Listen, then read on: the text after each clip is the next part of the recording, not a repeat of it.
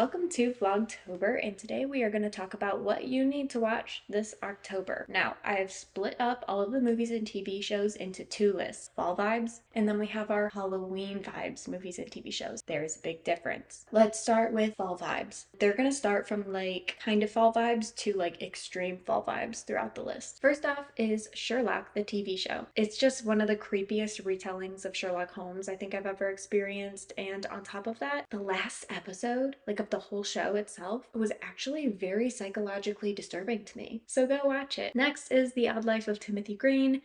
This movie will make you cry, but hey, it takes place in autumn and all the colors of the leaves are beautiful. Next is How to Train Your Dragon. Arguably could be a summer movie, but I think Fourth Wing has me kind of delusionally believing that anything that involves dragons means it's automatically fall. You Got Mail. I've actually never seen this, which surprises me because I feel like I've watched a lot of movies in this genre. I've heard a lot of really good things about it, and I've heard it's a fall movie, so it is on my watch list. Little Women, especially the more recent one. Growing up in a family of four girls, I love everything about this movie. I feel like it's such a great representation of living in a house of four sisters as well.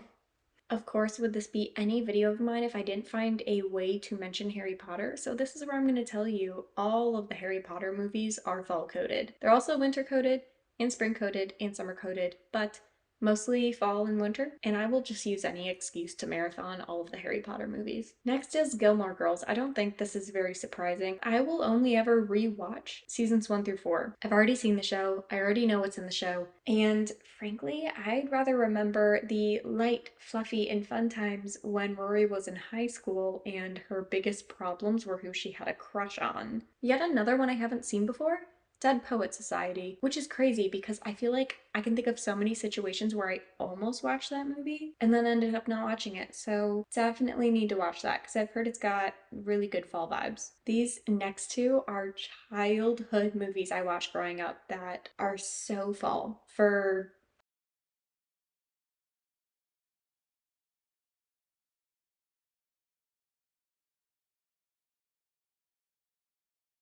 And I absolutely love it. And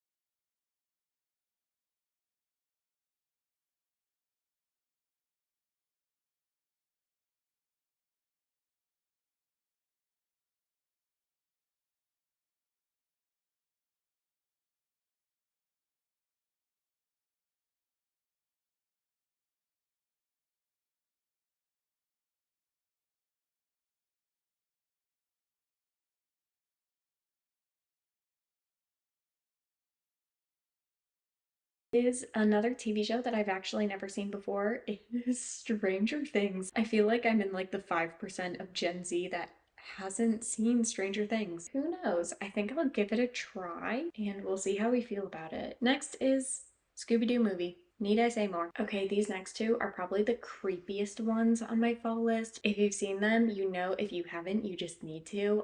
And mind you, I don't do horror movies. I don't like horror movies. I would not call these horror movies.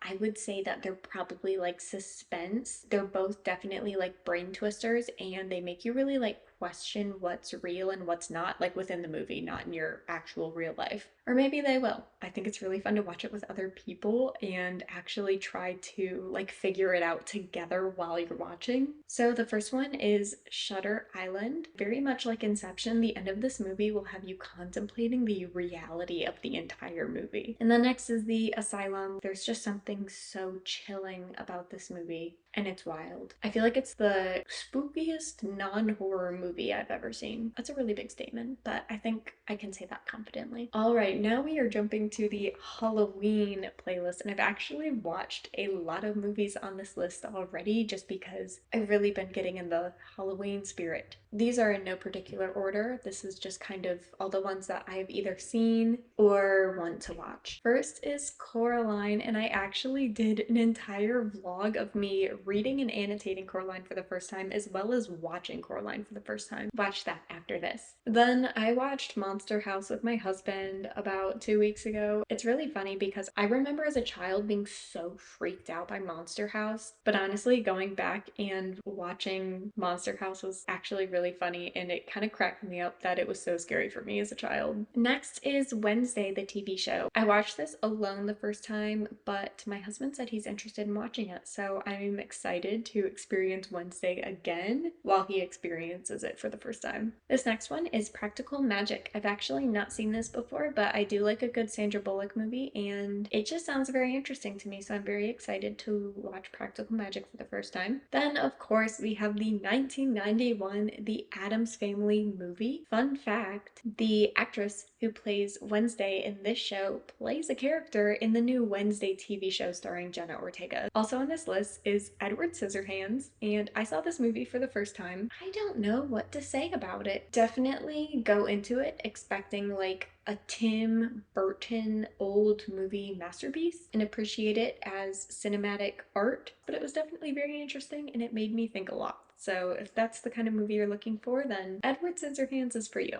Next is The Corpse Bride. I don't think I've actually seen it before, so I will be watching that, as well as The Nightmare Before Christmas. I love that movie very, very much, and my husband has not seen it before, so I will also be making him watch this movie with me. Recently, my husband and I have been watching the Hotel Transylvania movies, and these are so fun and light and airy. I feel like even as an adult, a lot of the humor was still making me laugh, which I feel like a lot of times with children's movies, when you rewatch them, like the humor isn't funny to you anymore, but I felt like there was a lot in Hotel Transylvania that I still understood as an adult. I don't know if this was just me, but Girl vs. Monster, it was like an old Disney Halloween movie special. I loved this movie. I didn't really like any of Disney's more modern Halloween movies like as I was a teenager, but honestly, for some reason, like Girl vs. Monster, I actually really enjoyed. It's definitely like a cheesy Disney Halloween movie, but honestly, it was very fun to watch. We have two major flashbacks here. We have Twitches with Tia and Tamara. I loved these movies as a child. I feel like The Parent Trap just really made me a sucker for like the twins who've lived separate lives and then discover each other later in life. And then they both have like a newfound purpose that involves each other. I don't know, something about that just, I love it. And then Sabrina the Teenage Witch. Now, here's where I might make some people upset. I am not talking about Netflix's recent adaptation of Sabrina the Teenage Witch. This is just way too dark, and I feel like it did not do Sabrina the Teenage Witch justice. And also,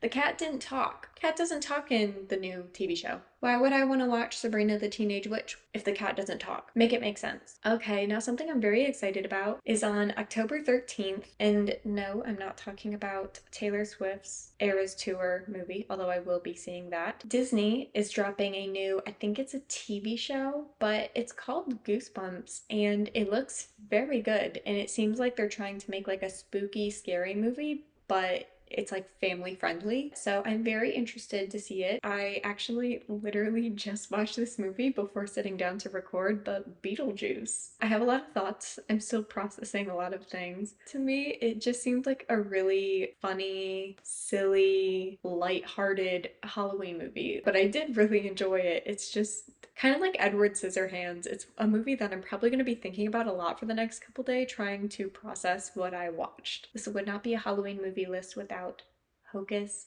Pocus. Now here's the crazy thing. I actually have never seen Hocus Pocus, so I will hopefully be watching that very soon. I kind of want to crank out everything on this list and save Hocus Pocus for last because I feel like it's the most hyped Halloween movie, at least to my knowledge, and I hope it lives up to my expectations. Please let me know if there's anything that I missed that you definitely will be watching or is like your Halloween or fall favorite movie or TV show. Please leave it down in the comments, and who knows, maybe I'll add it to my watch list. But for now, you definitely should go check out my little Coraline read with me / watch with me vlog right here. And I will see you tomorrow for Vlogtober day 11.